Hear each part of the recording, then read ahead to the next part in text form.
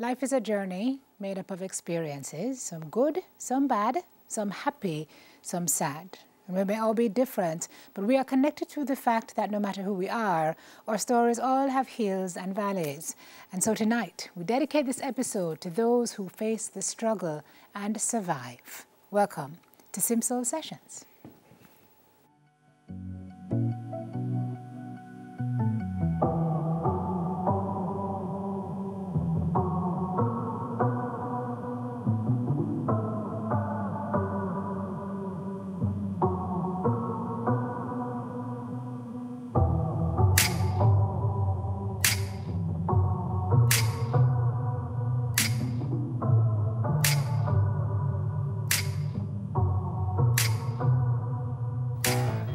Hi everyone and welcome to our show. Tonight in our safe space we're talking to Opposition Councillor Caretaker for the Cornwall Mountain Division in Westmoreland, Abigail Malcolm, who recently spoke out about walking away from a physically abusive relationship that almost cost her her life. First, though, we're checking in with Ambassador Alun Ndambe Asamba, who was here with us in Season 1, sharing her own story of overcoming intimate partner violence. So many reached out to us after that program aired, and we are happy to have her back with us tonight. Alun, good night to you. Good night, Simone. Thank you for having me back. It is good to have you here. First, let me tell the folks who are watching that you can join in our conversation tonight by using our hashtag. It is Simsoul Sessions, so please feel free to use it when you are ready. Alun, how are you? I am well, thank you. After having the COVID-19, I am having some little issues, but guess what? I'm alive, and so many people are not, who've been through this experience, and so I'm thanking God for it. Good to have you here with us. Tonight we are speaking to a young lady who walked away from a situation similar to yours. I don't know if they're ever similar because every situation may have a thread of similarity, but they're all different. But she found her power and she walked away, which is what you shared with us the last time you were here. Lots of folks reached out to us after that program and told us it was life-changing for them. What kind of feedback did you get when you left? I got the same kind of feedback, would you believe me? And also, not just from new people, but also from persons who I had helped through my intervention in their lives at the time. It was just amazing because, you know, as I said on the last occasion, that I feel like I'm talking to 3 generations now because I've been talking about this for so long. And people reached out to me and said, I helped their mother. I had persons who reached out to me and said, you probably don't remember me, but I called you after you first spoke and you walked me through this. So it was really very empowering for me to know that in sharing my story, and the truth is, that is why I share the story, because in sharing my story, I think it will help persons to understand that there is no shame for them if they're going through this, that it is not something that they have done. And, you know, with the recent discussions that are taking place now, I have seen so many people asking, what did the woman do? You know, so I keep saying, it is not anything that you do, because we know of persons, of women who do some terrible things, but they never suffer from intimate partner violence because the men who they are with. Or if I spin it around and say that there are men who suffer from intimate partner violence, and there are men who get terrible things done to them, but they never retaliate, and they just walk away from it, or they hold on to themselves to prevent themselves from attacking the woman. And these last 4 or 5 weeks have brought this whole situation back to me. Yes. And I'm sure the persons who have had the problem of having to deal with intimate partner violence. One of the challenges that I know that a lot of women have is that they have nowhere to go. And up to this morning, an organization that I have done a lot of work with in the past, and I am now a life member, which means I'm not as active in the day-to-day business of the organization, raise this matter again of shelters for women. And I think that that is something that as a country we have to deal with. I know Women Inc. has had a shelter for a long time. I know that Minister Babsy Grange has spoken about developing shelters. And the thing is that you can't advertise where they are because, you know, you don't want everybody to know where these shelters are. Correct. But people need to know if there are shelters, where they are, and therefore how they can get some kind of protection from going into the shelter.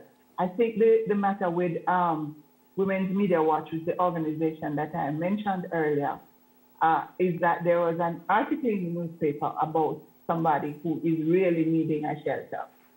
And so I'm not sure if this is the direction you wanted this to go in, Simone, but I think that that is where I am being led at the moment. No, that's fine, because we're actually, we actually reached out to Women Inc. when we knew we were doing this program, given the whole talk that surrounds gender-based violence right now. And it's been a thing for a long time, but now that it's come up again in such an important way and a pronounced fashion, we thought it was important to reach out to them to see what we could do. So there is work we're going to be doing with them in making their information known, in letting women who've gone through this know that there is somewhere that you can go, and there are other places that you can go, just like we did when you were on the show in season 1, which helped a lot of women who are going through this. Alun, it's COVID time.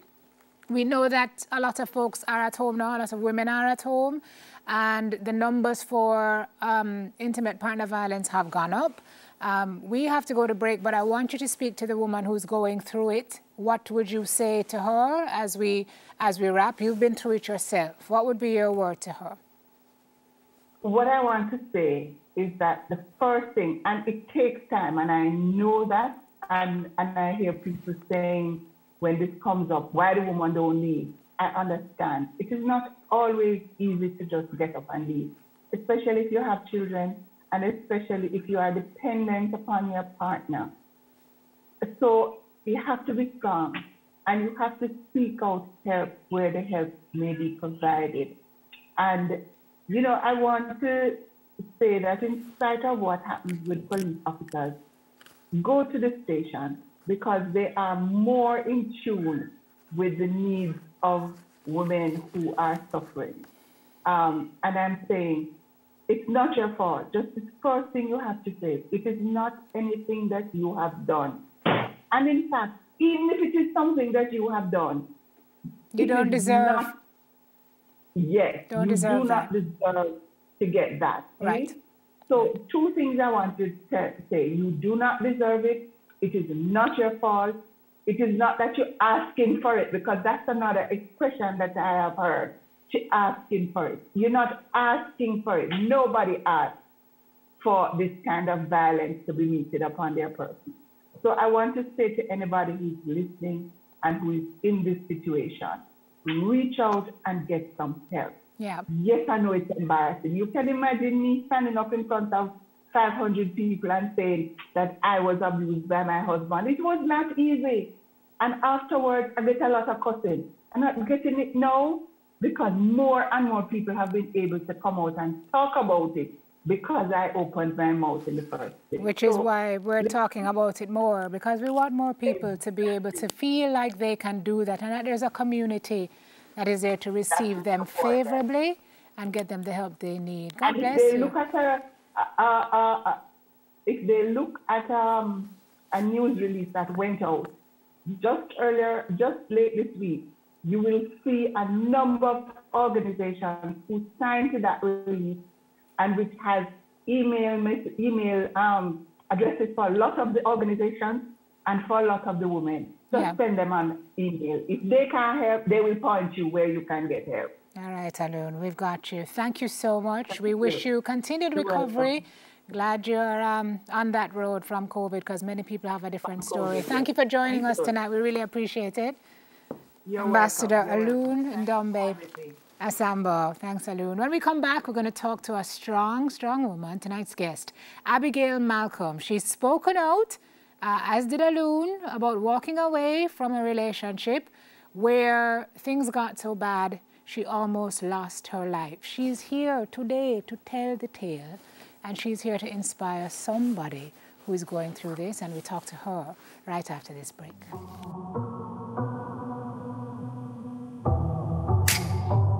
All right, folks, so welcome back to the show. Our guest tonight is a very strong woman. It's an honor to have her in our space. Abigail Malcolm is the opposition councillor caretaker for the Cornwall Mountain Division in Westmoreland and a strong survivor of intimate partner violence. And she joins us now. I'm so happy to have you here. Thank you for coming. Thank you very much. It's good to have you. Don't afraid. Yes. You can talk up. This is a space that is very safe, and you're doing something very empowering for yourself and for a lot of women who are watching tonight. When you watched Alun a while ago, what came to your mind? The motivation she has to speak up.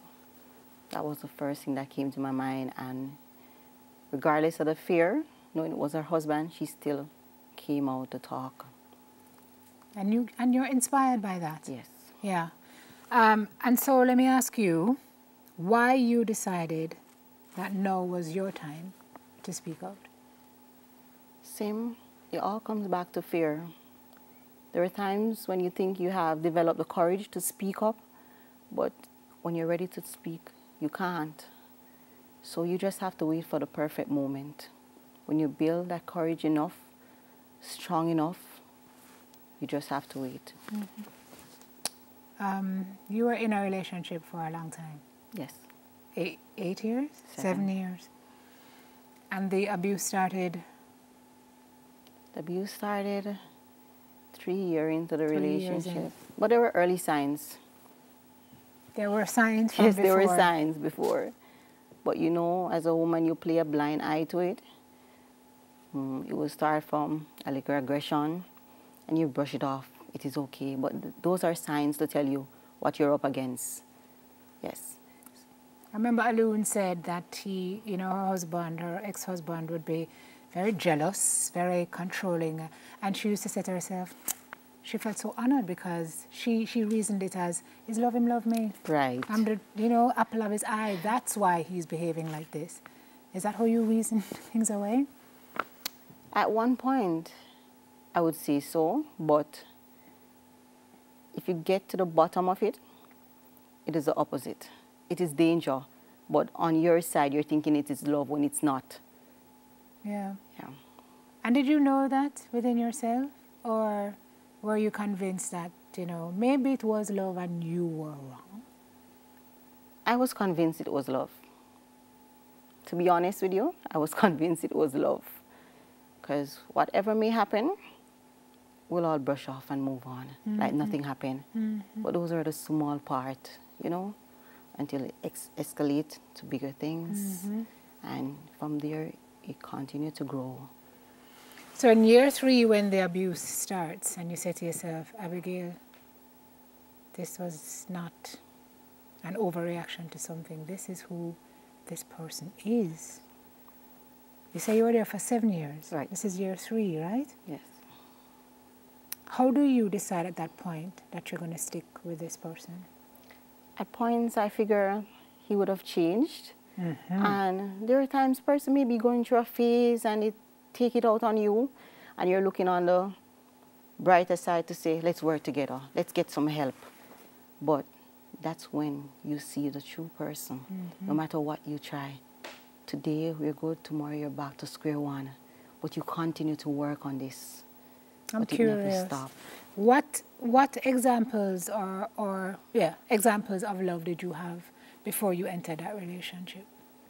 I've had relationships that I was happy, but there were some little things that you said, oh, you don't want this, so you walk away. But those little things could have been brushed off, because at no point in those relationships I was ever abused.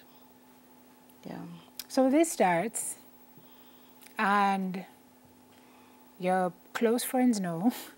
It took a while for them to know. How long did they know? I was a bit secretive because of the nature of the person involved. So I was a bit secretive. I don't want the public to know what's happening on the inside. So going out in the public, it's that pretty girl. Yeah. But inside, you're deteriorating. Nobody knows what's happening.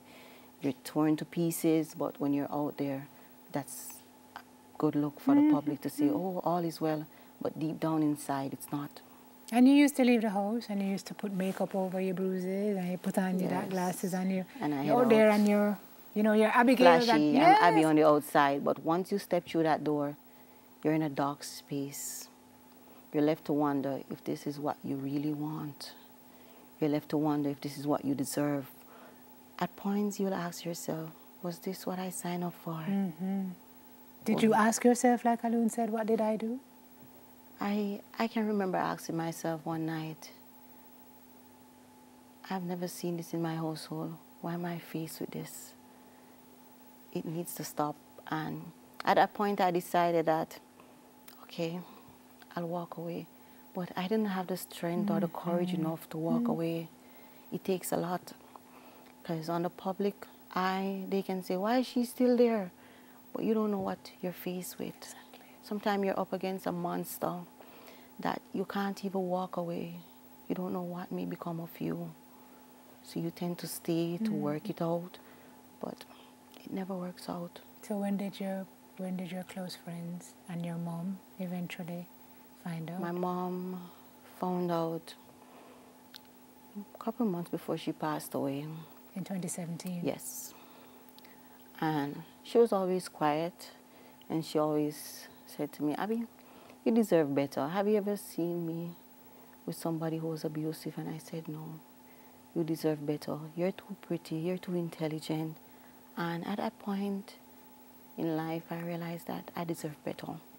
But you're still living the fear of not leaving. No matter what mommy says, okay, we can work this out. But at the end of the day, you know where it's leading, you know. But I can remember I had an incident. I visited a close friend. She said to me, you're not looking happy. And I'm like, I'm happy. How do you define happiness? She said, you're not yourself. You're a bit tense. And I'm like, okay, well, I'm happy. If this is what happy means, I'm happy. Not knowing in myself that I was never happy. But I still managed to pull it through. But after leaving her and going back to the same home, I was back at square one. You're never happy. Yeah. You knew you weren't happy. I knew. Yeah. It's funny, eh? Sometimes we try to trick the people closest to us. We can trick the other people, but we can't trick the people who are closest to us. That's true. So even if we try and we tell them, they know. They know. They know when there's a shift in your energy. They know when your eyes go dark. They know. They know. So Mommy passed in 2017. Right. And shortly after that, you said, yeah, this is it for me. You told me I'm going to take my power back. Right. And I'm going to make a move. We're going to talk about that. But Abby, you were at a point where you ended up in a situation that could have very well meant you could not be on this couch today. Right. Talk through that some more when we come back. Abigail is going to share that. Somebody's life is going to change tonight. I'm telling you. We'll be right back in a bit.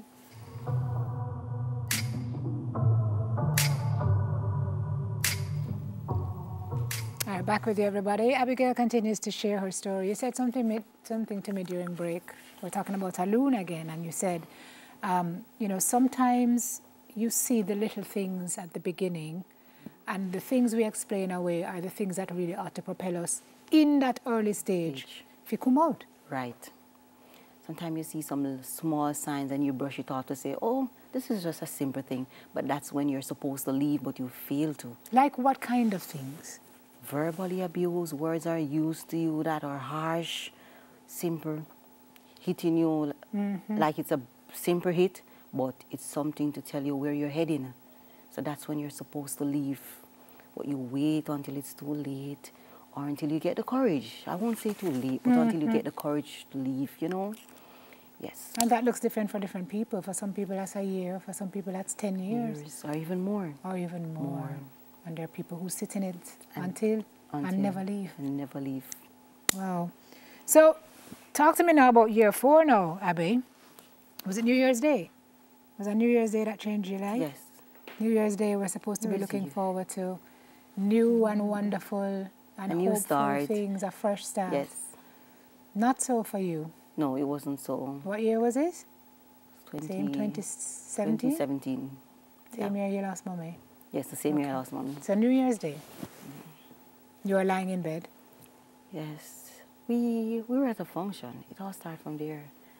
With family members, having a good time. There was no sign of an issue or problems. Got home, dropped my mom off, got home.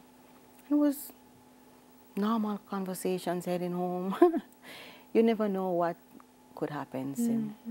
But I remember going home and I was told, "You're not going to bed?" That was never the norm, you know. We will normally have a chat, maybe have a cup of wine or stuff like that. But hurrying me to bed was a bit abnormal, but I didn't take note of that. And I can remember going to bed and I was laying on his arm. And I felt the arm getting closer to my neck. But at that point, I still didn't consider it to be a threat, you know. And I said to him, "You're holding me too tight. Oh, I won't harm you." And I said, "Why are you telling me you won't harm me? But you're harming me. Regardless you're not doing it, you're harming me now." And I can remember my mom was the last person I spoke to on the phone. And I remember I said, "Stop holding my neck this tight." And it got tighter.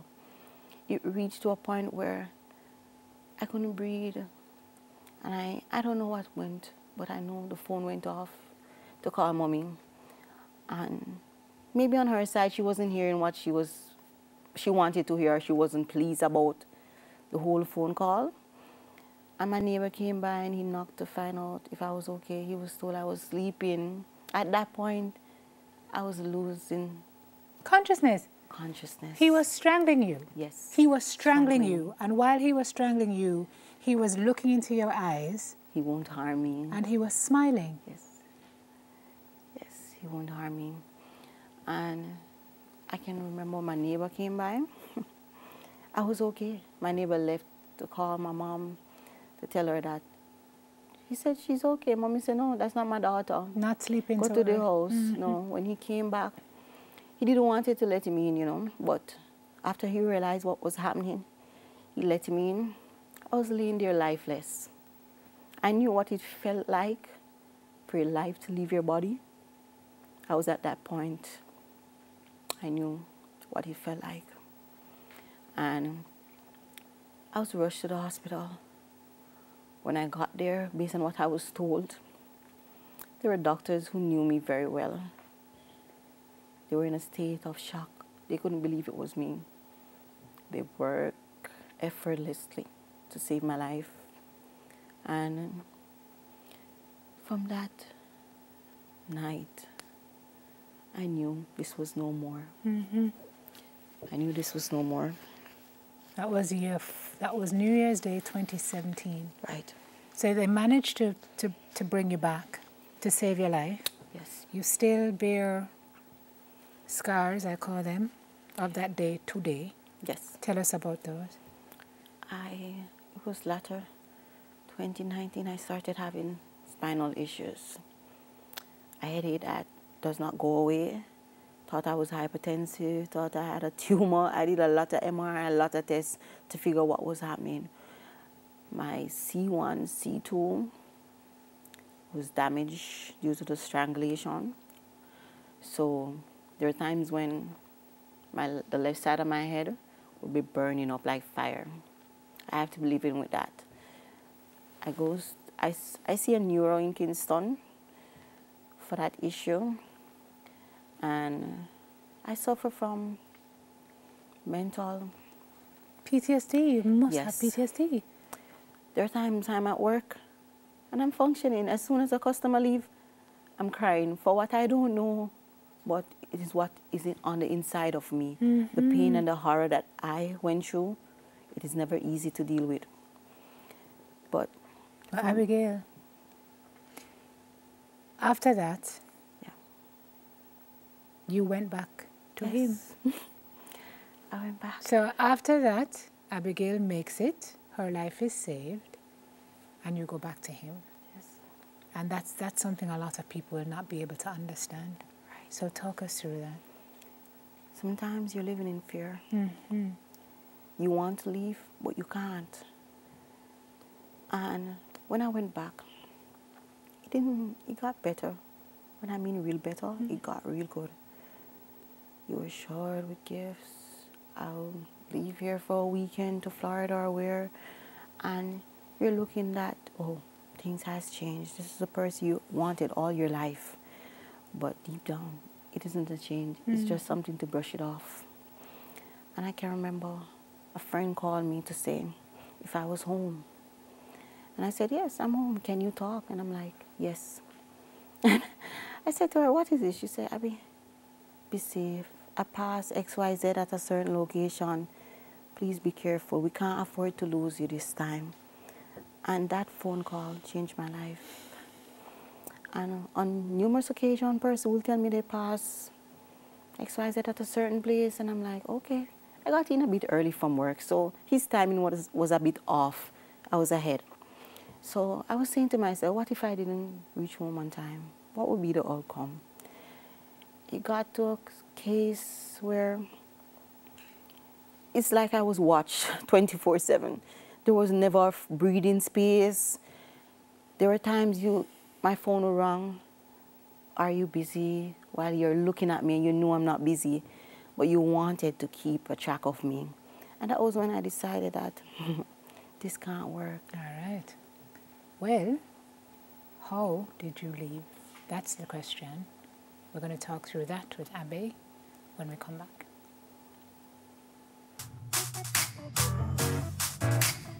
Welcome back, everybody. So we're back with Abigail, and she's about to tell us how she made the difficult decision to walk away from a relationship that, although she knew it was not good for her, it was still hard to leave. And I think that's the part a lot of people don't understand. Right. Is that even though you know it's not good for you, it's very complicated. And leaving is often difficult. Often. Yeah. Perception. I want to address that a little bit. You say oftentimes it's the people whom we look to as respectable that are the people who are hurting us and hurting others. This notion of perception, the man who's well-dressed and who looks upstanding, or sometimes a woman, because women hurt men too. Society gets caught up in that, don't it? Can't imagine that would be the person who... Right. Yeah. So it is so easy for you to see a little man in the corner and say, beat him, woman, but when you see the man that's well-dressed, you'll never know that's the person. Yes. All right, ladies, so how did you muster up the courage now after 7 years? So after you went back to him, after he almost wrote you off, Yes. you stayed with him for 3 more years. Yes. And they were not 3 good years? No. Okay. So how did you finally decide you were going to go? I decided when I looked back on myself to say, I was standing in front of the mirror, and I said to myself one night, this is not what I want. And I have to do what I have to do. It doesn't matter what the public have to say now. This is about me. It's time for me to hold my shoulders tall and be the woman I can be. Right? It doesn't matter what you're faced with when you walk away. But you can do this, Abby. Was there a particular thing that led you? I know you said that day you took yourself on a date because you wanted to spend some time alone with yourself. Yes. What prompted you to make that move? I'm just curious as to what would have changed after 7 years for you to say, enough. Nothing was changing when it comes to him. And I decided to go on a date all by myself. And it felt good, Simone. It felt really good to be hanging with yourself, having a meal by yourself. Some person might look at it to say it's selfish, but it is when you find your inner peace. You're alone, you get to evaluate yourself, you get to know the woman you are, how strong you are. Because Simone, if you can go through that much, you can do this on your own. That much, I know, on that day, that this was it. This was it. I knew what would have come at me. I would have been fearful because I don't know what is going to happen, but I know I'm walking away. Yeah. Yes. You tend to find a lot of answers when you're by yourself. You don't find? Yes. Sometimes you ask yourself some questions, you get the answers. You get the answers. Yeah. True. Okay, so between the point where you made the decision now and you actually made the move, I'm curious, how did that go? Because you said you knew what was going to come at you. People were going to talk. Yes. He was going to beg you to stay. He was going to convince you it could get better.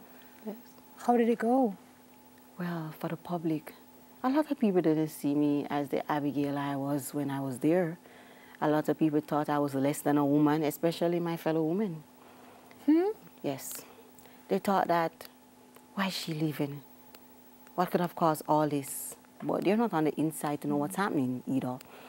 And I can remember walking on the street and person would say, you know, say she and him done. And I'm like, look at that. You should be empowering me to do better, you know. And I can recall one particular incident that I went to a specific location and I had a friend with me, a female friend.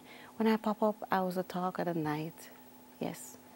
And I was sitting there with my friend, holding it together with a smile on my face, regardless of what was happening on the inside. I was torn to pieces. I was crying on the inside. When you hear the speech person would have uttered, oh, she did this, she did that, but there was never a time when the public would say he was wrong. You have no right to hit a woman, no matter what's happening. You have no right to abuse, whether verbally, emotionally, physically. You have no right to do that. But even having spoken out, since this whole hullabaloo started again the other day, there are folks who are asking you why you're talking out your story. Yes, there are folks who ask me why I decided to talk up. I decided to talk up so I could empower other women who are going through the same thing. There are women who are being abused. They can't leave because they're dependent on their abuser or it's because of fear. They need encouragement. They need somebody to give them a moral support. They need a support team. They need a community of love to walk away. It is not as easy as the public can stay on the outside to say, she can get up and leave. It's not as easy as ABC. No, it's not that easy. Tell me about your support and how did they play a role in moving you to where you are now? Well, my support team is so strong that my dad is still alive. I'm an only child.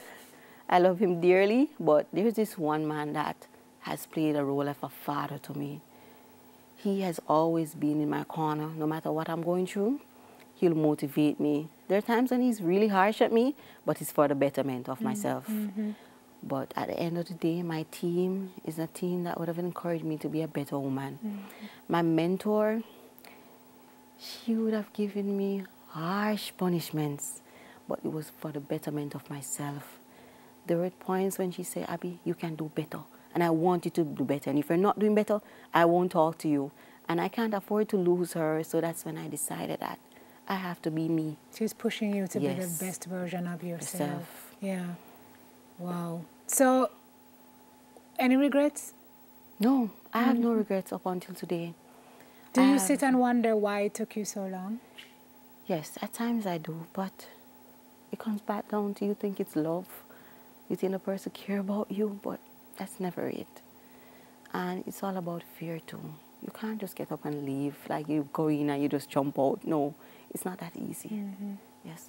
And so when you did leave, you had your friends around you to support you. Yes. And I know now you say you're in a good place. Yeah. Some of your friends wanted to check in with you tonight. They had some stuff they wanted to say. Really? So let's have a look. I have worked with Abigail for over 5 years. I have shared in her struggles. I have seen her fight, I've seen her up and I've seen her down. But one thing I've learned about Abigail Malcolm, that she's a warm person, she's a caring person, she's very resilient. Nothing keeps her down for very long. She's very positive and she's always trying. She's a go-getter, and above all, she's a people person. You have been through so many different obstacles and yet you pull through and stay strong. I want to let you know that I am very, very proud of you, of how far you have come. I want to let you know that you should always put God first, Continue to be the sweet person you are. Love you. Hi, Auntie Abby. You're the best Auntie Abby. I love you. Mwah. I just want you to know how proud I am of you for embarking on your new journey in representational politics. I know you will make a difference in the lives of your constituents. You will also be an inspiration to other young women in your community. It is not an easy road you have chosen. However, you are never the one to shy away from things that seems difficult. With the help of the Lord, I know you will be a success. All the best in your new undertaking. I want to take the time out to tell you that I appreciate the things that you have done for us, and I am proud of where you are now. I love you. Hi, Mommy. I want to tell you I appreciate things that you have done for all of us. We love you and we are proud of you. Keep up it. I just want to make this video to let you know how much I love and adore the friend that you are. As a matter of fact, you're more than a friend to me. You're more of a sister, and you're very hardworking and dedicated. You're passionate about everything that you do. You're a people person. You're a lover of your community. I just really want to let you know how much I love you, and I know that you have gone through a lot, but just know that I'm always here for you. My family is your family. My mother is your mother. My daddy is your daddy. And you always hold a special place in my heart. I love you more than words can tell. And I'm really happy that you're part of my life. Mwah. Martin Luther King says, "Darkness cannot drive out darkness. Only light can do that. Hate cannot drive out hate. Only love can do that." And Abigail, you are a lovable person and a loving person. You are a very strong woman, and I look up to you every day. I just want you to keep, aiming for the top. And you know I got your back. I love you.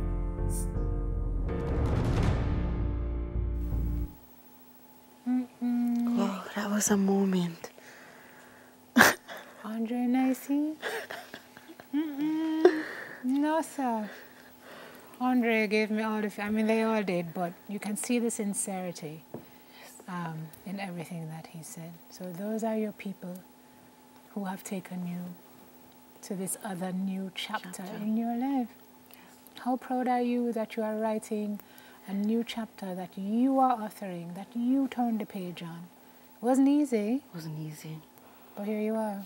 But I'm here. And you are living proof that it can be done. Yes.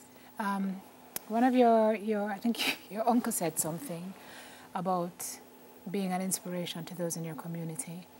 And you spoke out in an article the other day, and there are young women in your community who've come to you.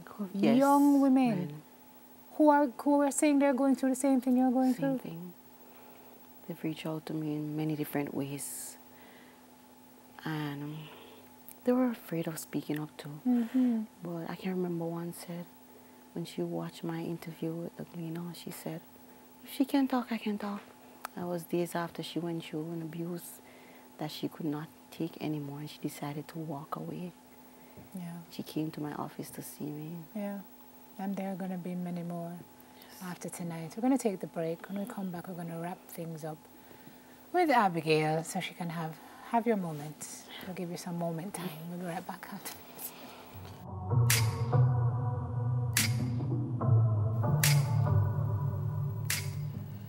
Welcome back to the show, everybody. Our final segment with Abigail. Can I ask you, we saw Andre at the end of that Good Vibes feature. How does it feel to be in a relationship where you're finally supposed to be treated the way that you're treated? It feels real good. feels real good, and you're getting the support you really want, and the support you wanted all your life. It's finally here. And for the women watching who don't know what that feels like as opposed to what they're in when it's wrong, what can you tell them about what the difference is? Qualitatively, what is the feel between when it's real, as opposed to when it's wrong? When it's wrong, it's a case where you get up every day and you have to face the outside world with a smile that's not happy. But when it's right, whether you're smiling or not, you're happy. Okay, so it's really something like in your gut. Yes. Yeah. It's a gut feeling. Speaking of gut, you say it's when it gets particularly difficult, when you're trying to make your way out, when it looks insurmountable, that's when you need to draw for another gear. Right. Go ahead, talk to me about that. When I got my way out, when I thought it was right for me, not for what other persons wanted me to do, but when it was right for me, it was the perfect moment, the perfect timing to just go, right? But there were points that I was saying to myself, do I really want to go? To be honest with you, Sim, there was a night I said to myself, I'm not leaving. And when I woke up in the morning, I said, okay, this is it. Stop living your life. This is it. I have to go. And I decided that this is it. And I had was to go, walk away. Hard, right? It was hard. It was a tough challenge. It was a moment that you can't seem to understand why it ended like this, but it was a time in your life that you have to get yourself together. Sometimes you're faced with insurmountable obstacles. You have to dig deeper in your soul to find the courage and the fortitude, because there's greatness for you on the other side. Greatness. And that's what you tell yourself every day. What do you think your greatness looks like? So you know, you're impacting a lot of lives. Yes. Young people, old people are saying to you, boy, Abby, you are an inspiration. What is it that you eventually want to do? I know you want to start some work, a kind of a support community group for women who've gone through this. Yes, I want to start a woman empowerment initiative, not just for abused women, but teenage pregnancy, and also males too, because you have males who are abused, whether verbally, physically, but they are abused too, right? So I want to start an initiative where I can reach out to our women and to help them along the way. They want to leave, but they just want the support to leave, you know? Yes, and I want to continue to impact lives.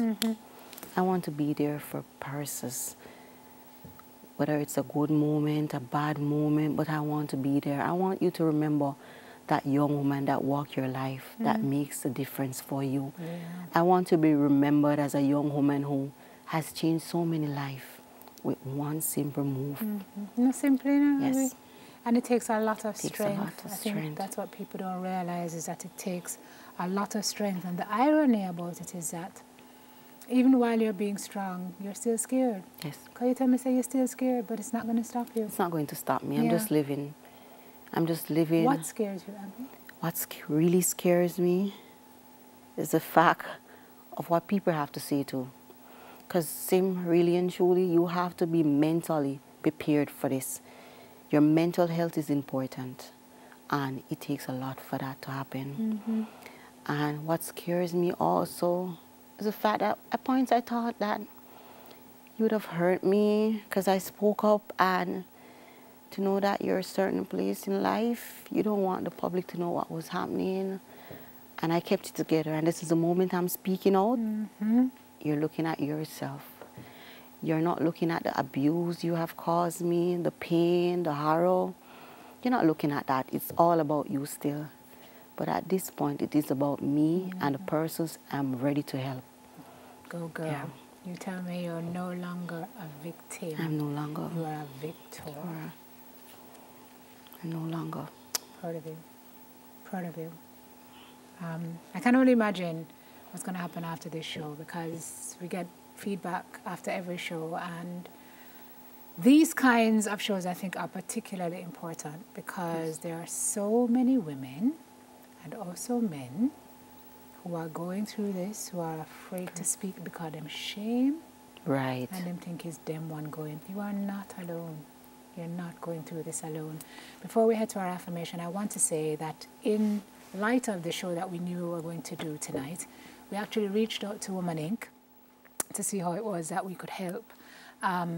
And our sponsors as well. So Women Inc. runs a crisis center, and they were able to identify a woman who was recently displaced because of intimate partner violence.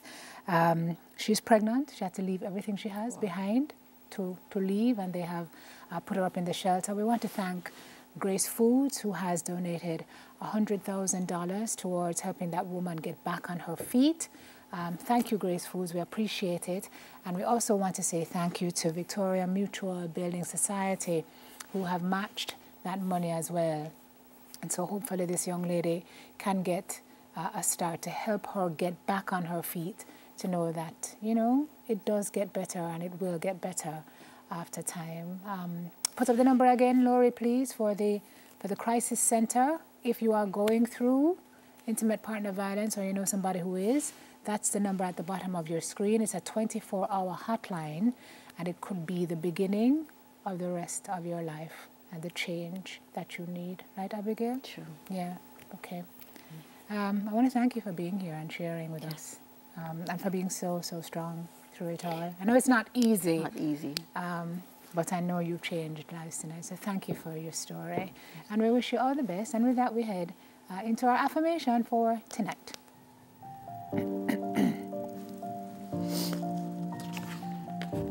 So a couple of questions, right?